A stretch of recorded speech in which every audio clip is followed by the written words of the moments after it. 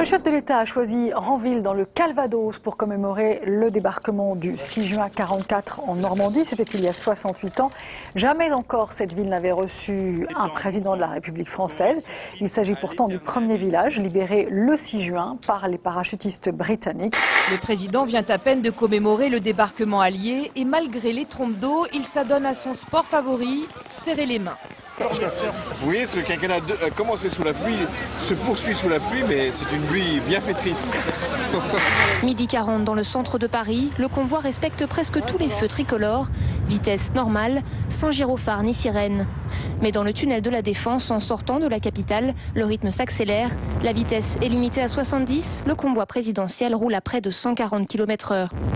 Sur l'autoroute, le cortège frôle les 180 km/h et lorsqu'il quitte la voie de gauche, c'est pour passer les barrières de péage sans payer. Est-ce que le gouvernement que vous dirigez va légaliser ou dépénaliser le cannabis? Non, la réponse est claire, c'est non. Ça a déjà été évoqué par le candidat Hollande pendant la campagne. Le président de la République confirme, je confirme.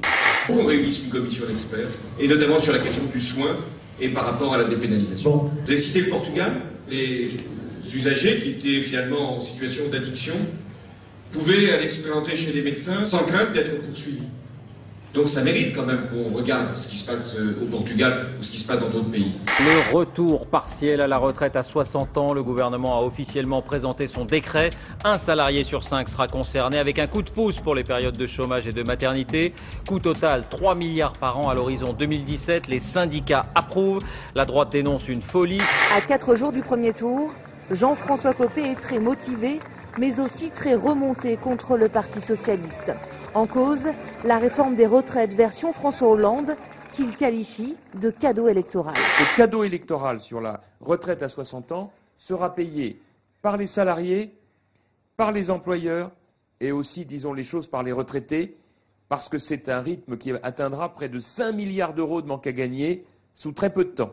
Arnaud Montebourg a déclaré « Nous encaisserons certainement des échecs ». Oui. Ce serait mieux d'encaisser des chèques, non? Ça y est, Marie-Jeanne, je l'ai dit, la blagounette sur le châtelain de gauche.